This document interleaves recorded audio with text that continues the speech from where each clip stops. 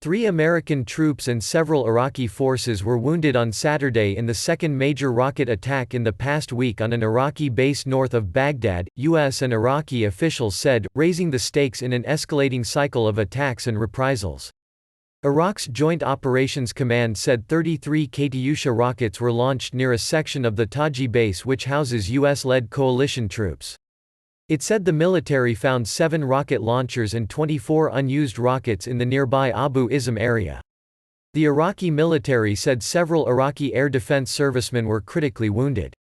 One U.S. official, speaking to Reuters on condition of anonymity, said 3 American troops were wounded but did not comment on the severity of their injuries. The U.S.-led coalition said in a statement that there were 3 injuries but did not disclose the nationalities of those injured. The rocket attacks came less than 2 days after the United States launched retaliatory airstrikes at facilities in Iraq that the Pentagon linked to the Iran-backed Kataib Hezbollah militia, which it blamed for Wednesday's attack on Taji. That retaliatory strikes were meant to deter militia from staging any more rocket attacks. Not only did the retaliatory strikes appear to fail to stem more attacks on the U.S.-led coalition, Iraq protested the U.S. air strikes and said members of its security forces were among the dead. The official Iraqi casualty figures showed 3 Iraqi soldiers, 2 policemen, 1 civilian and no militiamen were killed in the U.S. strikes, which Baghdad condemned as a violation of its sovereignty and targeted aggression against its regular armed forces.